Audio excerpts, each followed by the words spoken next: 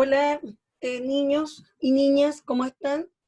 Hoy haré una clase corta, pero es de repaso de la unidad 4 y 5, donde vimos la unidad 4, las plantas y el cuidado del medio ambiente, y la unidad 5 vimos alimentación saludable. Si tú recuerdas, las plantas son una parte básica y elemental de la vida sobre nuestro planeta. Sin ellas nada podría ser como lo conocemos, ni para el ser humano, ni para ninguno de los otros seres vivos.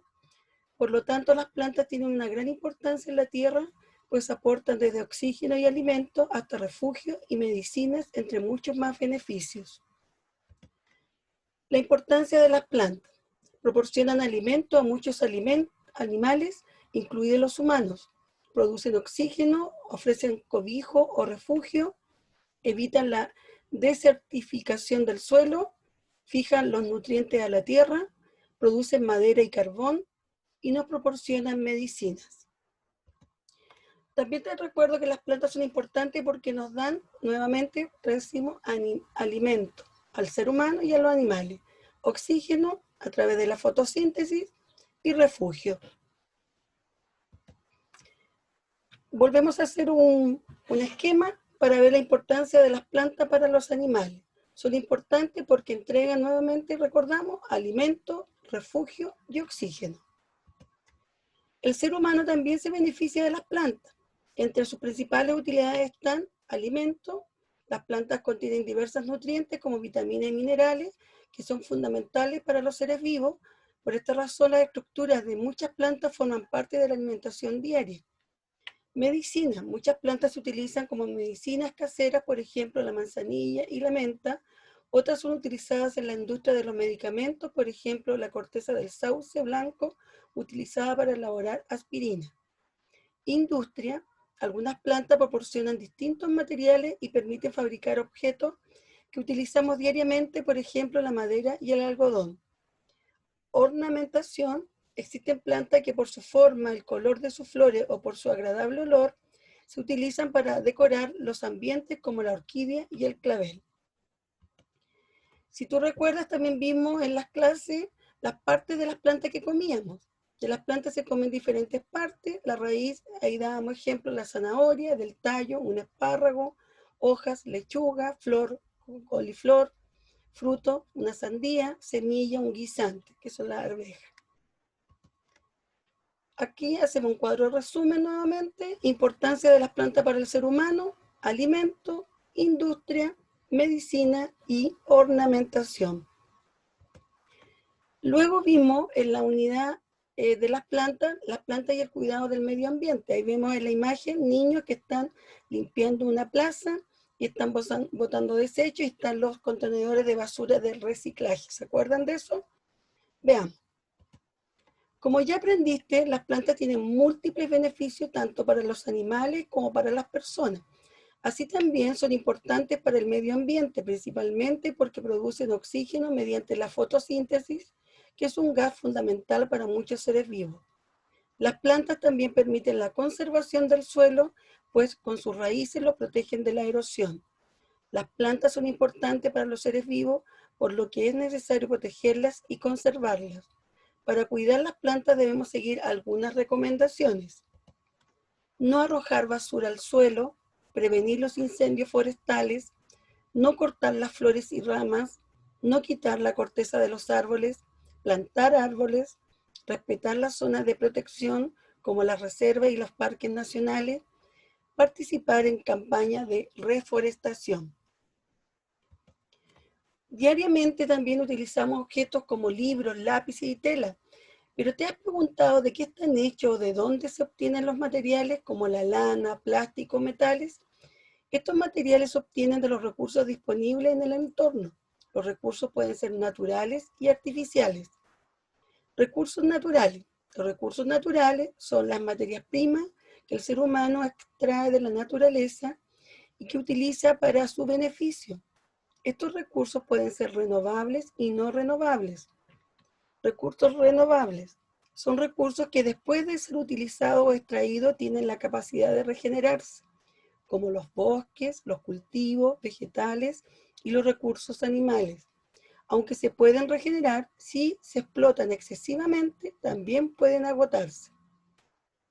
Y los recursos no renovables son los recursos naturales que no pueden renovarse de manera natural luego de ser explotados, o bien tardan miles de años en hacerlo.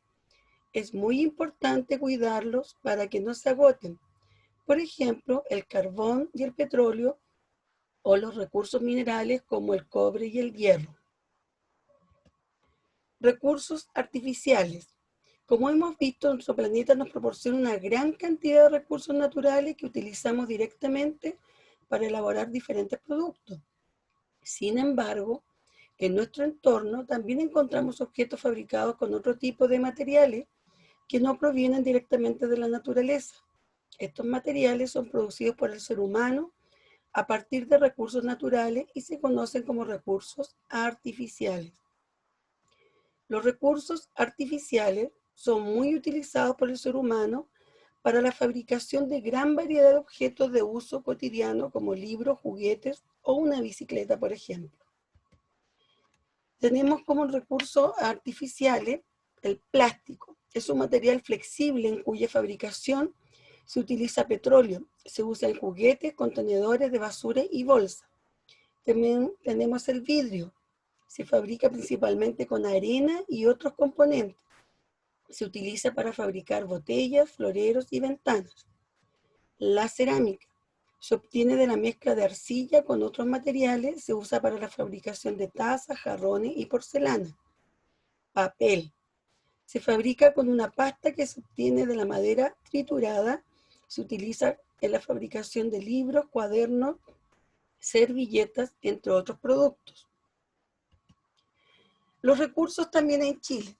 Chile es un país que cuenta con una gran variedad de recursos naturales, algunos renovables como los recursos forestales, agrícolas, ganaderos, hídricos, que es el agua, pesqueros y otros no renovables como los recursos mineros. Entre los recursos mineros se obtienen de la tierra como el cobre, el oro, la plata, el hierro, entre otros.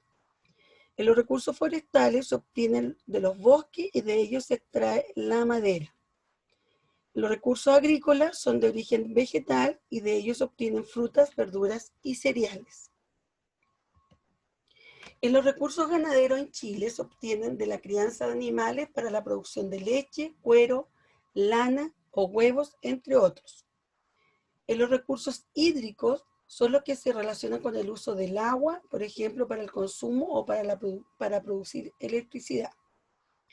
En los recursos pesqueros corresponden a la fauna marina que se explota para el consumo. Destacan la sardina, el jurel y el salmón. Los seres humanos utilizan muchos recursos para fabricar objetos que se usan diariamente, los que a su vez generan grandes cantidades de desechos o basura. Los desechos son todos los residuos que quedan y que no son útiles para elaborar otros productos. Normalmente los desechos se dejan en lugares especiales habilitados para ello, como son los vertederos o rellenos sanitarios. También vimos en esta unidad cómo tú tenías que, ¿cómo se llama? Reciclar o botar estos residuos o estos desechos. Y dentro de los desechos tenemos los desechos orgánicos que corresponden a restos de seres vivos, por ejemplo, las hojas, las ramas, las cáscaras de fruta y comida, que se degradan fácilmente, ¿ya? Y se puede convertir en tierra de hoja, ¿ya? Los desechos inorgánicos son los desechos de materiales creados por el ser humano, por ejemplo, plástico, tela sintética y vidrio, que estos se demoran más años, ¿te acuerdas tú?, en ser, descomponerse y destruirse. Por lo tanto, son contaminantes. Si no los reutilizamos de nuevo, van a contaminar. Los desechos según el tiempo de degradación o descomposición se pueden clasificar en biodegradables, se descomponen de manera natural en un corto tiempo, por ejemplo, la cáscara de plátano demora entre 2 a 10 días en descomponerse y el papel entre 2 y 5 meses. Los no biodegradables, desechos que se descomponen en un periodo largo, por ejemplo, el vidrio, como decíamos, tarda alrededor de 4.000 años en degradarse y una bolsa plástica alrededor de 150 años. También conocimos este símbolo del reciclaje, dice, reciclar los desechos. A diario se elimina aproximadamente 1 kilogramo de desecho reciclable por persona. Si piensas en el número de personas que habitan en tu localidad, la cantidad de desechos eliminados en un día y en un año es enorme. Pero, ¿qué se puede hacer para disminuir los desechos? Una opción es reciclar. El reciclaje consiste en someter un material usado a un proceso que permita volver a utilizarlo. Con estos nuevos materiales se pueden fabricar nuevos productos reciclados. El símbolo del reciclaje consta de 3 flechas verdes que representan este proceso. En la flecha 1, los desechos reciclables se recolectan.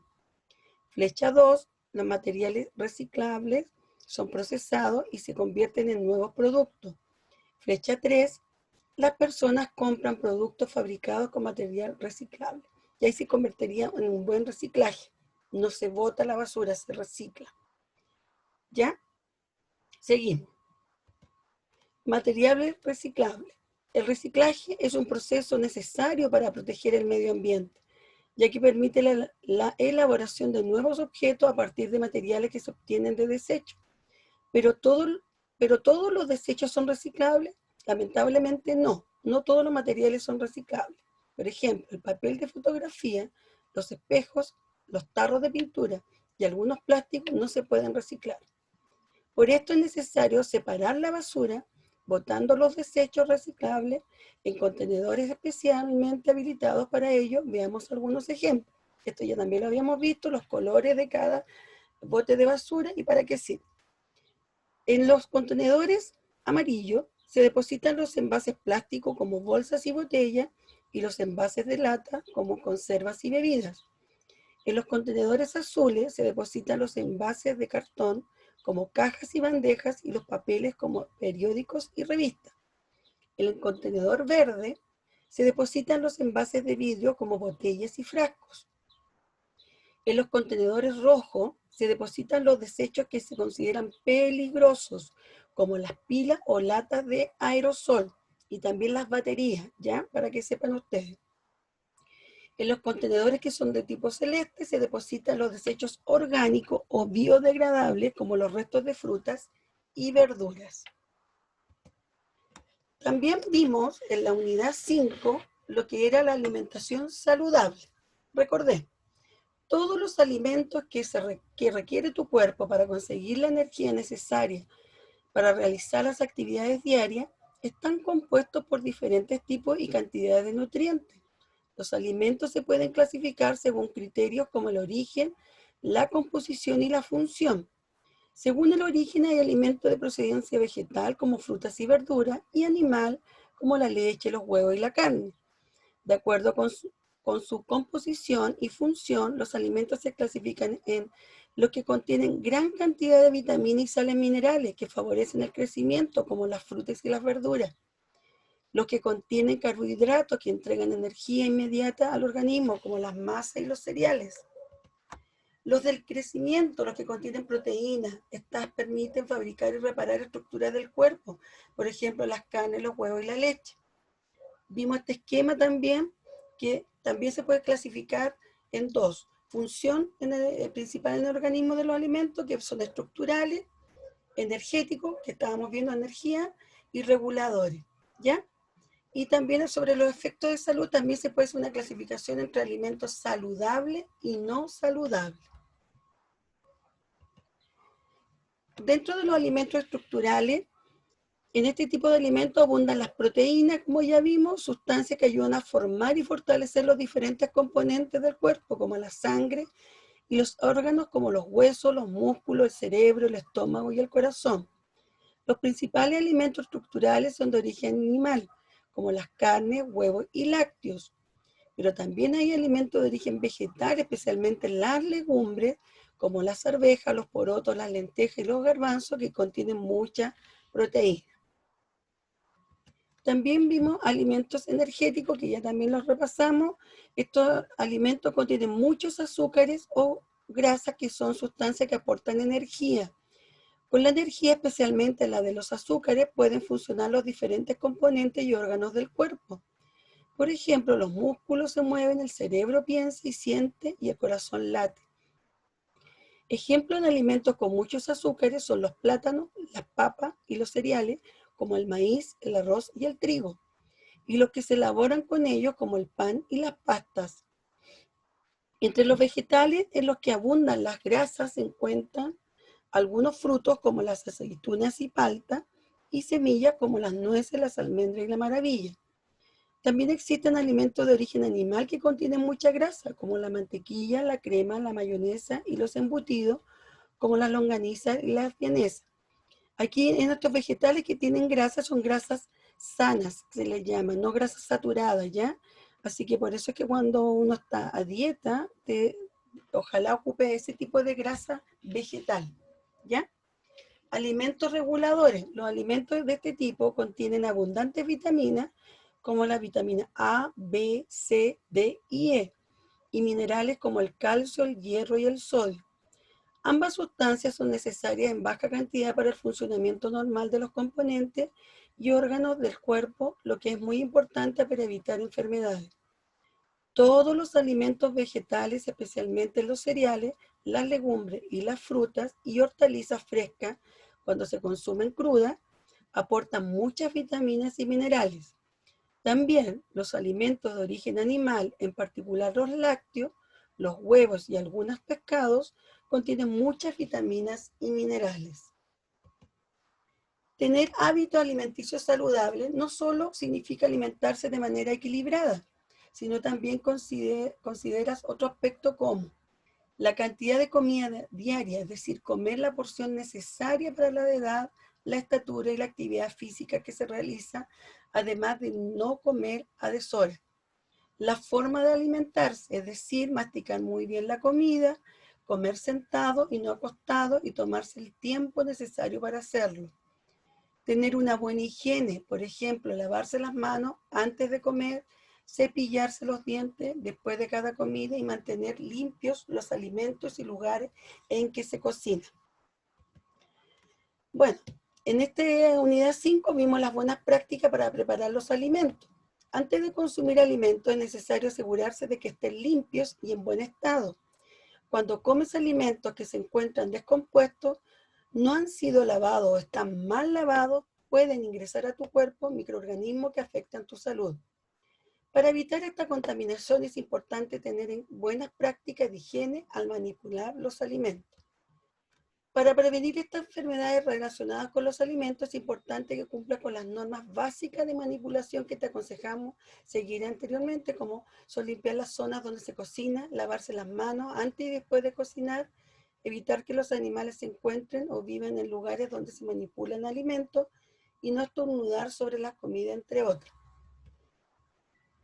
Cuando comes alimentos que han sido mal lavados o están descompuestos, puedes contraer algunas enfermedades como, también las vimos en la unidad 5, la gastroenteritis, ocurre una inflamación de las paredes interiores del estómago y del intestino, produce vómitos, diarrea y dolor abdominal. El cólera se puede contagiar al consumir alimentos contaminados con heces fecales, causa calambres en el estómago, fiebre, náusea y diarrea. Y el tifus se puede contagiar por ingerir alimentos manipulados con las manos sucias o contaminados por heces fecales. Sus síntomas son fuertes dolores de cabeza y abdominales, manchas rosadas en el tórax y fiebre constante. Medidas para conservar alimentos. Aparte de la higiene que tú tienes que tener corporal y ver todo, también hay medidas para conservar estos alimentos mayor tiempo y que no se vuelvan a contaminar. Además de aplicar medidas en la preparación de los alimentos, es importante tener en cuenta algunas consideraciones para su conservación. A continuación te presentamos algunas medidas que favorecen una correcta conservación de los alimentos. Aquí te los recuerdo. Conservar los alimentos cubiertos en recipientes cerrados, protegidos de insectos, mascotas u otros animales. No dejar alimentos cocidos a temperatura ambiente por más de 2 horas, ponerlos en el refrigerador apenas se enfríen. Mantener carnes y mariscos refrigerados a menos de 5 grados Celsius, nunca a temperatura ambiente. Mantener refrigerados los huevos y lácteos como yogures y las leches después de abrirlas. No descongelar alimentos a temperatura ambiente. Se sugiere hacerlo en el refrigerador. Conservar los alimentos crudos y cocidos en recipientes separados, especialmente carnes y mariscos, para evitar la contaminación cruzada. Revisar periódicamente la fecha de vencimiento de los alimentos envasados y eliminar los productos vencidos. Evitar golpear los alimentos enlatados y descartar los que estén abollados. Y habíamos agregado uno más, que era mantener una adecuada higiene de las verduras y frutas que se consuman crudas. Y con esto terminamos el repaso que dimos de esta unidad para que tú recuerdes lo que hemos aprendido, y estoy esperando tu reporte. Ya la fase 4 se terminó esta semana, pero estamos repasando y recibiendo los últimos reportes. También me toca ir al colegio a recibir a niños que van a ir a clases semipresenciales, que también vamos a hacer un repaso. ¿Ok? Los quiero mucho, cuídense y lo estaremos viendo. Chao.